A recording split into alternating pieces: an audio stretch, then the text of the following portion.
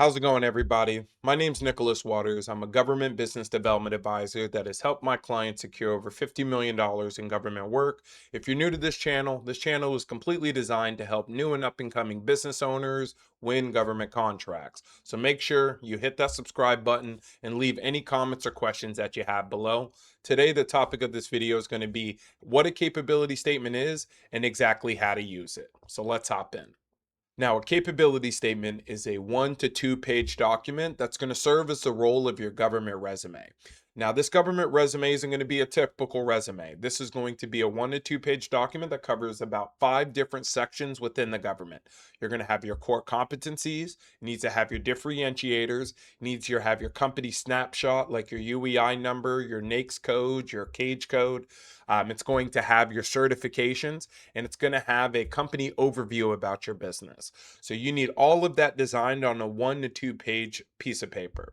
Now, this piece of paper also needs to have a visual element to it. It shouldn't just be a blanket page with words on it. Graphics, logos, designs. If you strictly just Google capability statement like I have here, and you just go to images, you're going to see a bunch of different versions of them.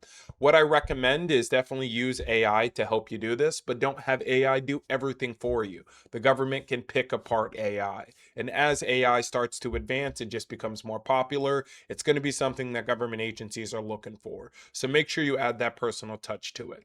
But the most important thing about what a capability statement is exactly how we're going to use it. Now, capability statements kind of play a role as like a resume, where you are using this resume to identify a buyer. Now, in the government, the benefit that we have is all your information is public. So you can identify your audience, whether it be a government agency or a prime contractor. So you want to tailor this capability statement to directly address the needs and priorities of these government agencies. The second piece is going to be customizing your message. You want to highlight your capabilities, highlight what separates you from your competitors, highlight the jobs that you've done in the past. These are the most relevant pieces of a capability statement. And we want to make this language clear and concise for the government that speaks the languages and addresses the challenges that these agencies have.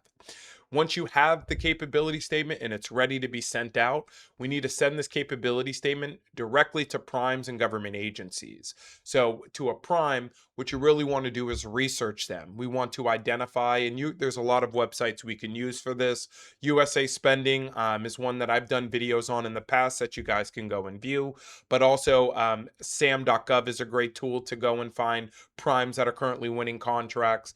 And if you are on the state and local circuit, those can be a little bit harder. So I recommend you signing up for a HireGov or a BidNet, something that would give you contracts that have been awarded.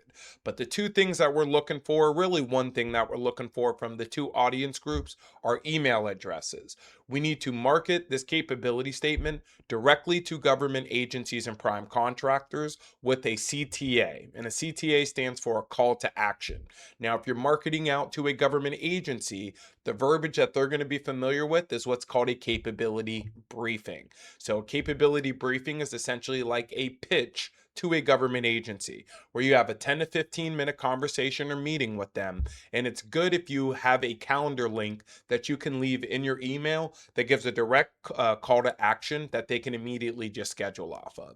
So, again, tailor this information to the agencies that we're reaching out to. Always make sure your PDF document is editable so that way we can always tailor it in the future. And as you just grow, you're going to win more contracts and have more past performance. So we're always going to be continue adding stuff to this.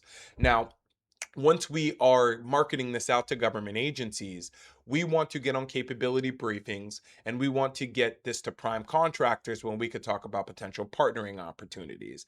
Now, they're going to run you through a qualification process just like everybody will. So you want to make sure that we're getting on the short list for government agencies because they have the ability to award no bid contracts, whether that be a micro purchase contract, which are contracts under 15,000, or it's a direct sole source contract, which is not necessarily a no bid contract, but it is a non-competitive of contract, which means the government is coming directly to you for a bid response that you have to respond to.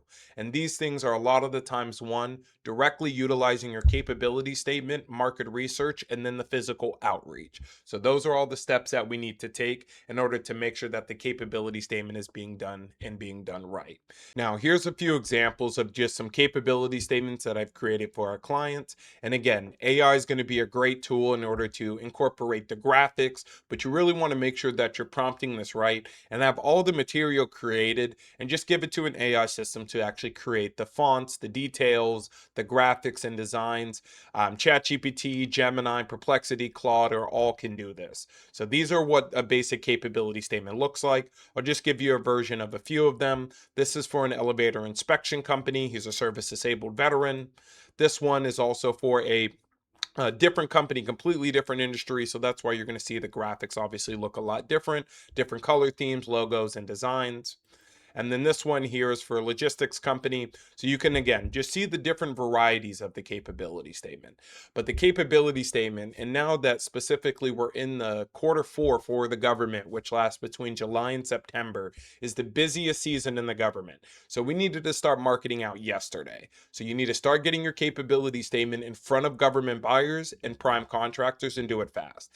If you're not familiar with the type of research that you need to do to make sure that we're sending this to the right people, please check some of my past videos where I walk you through exactly how to market out to government agencies, how to pull their contact information, how to find primes, and how to pull their contact information. Because I promise you, it's easier to send out 50 emails to government buyers and prime contractors with the time it takes to research included than it takes to do one bid. And it's a lot easier to win contracts when the government is coming to you versus you coming to them. Until next time, take care.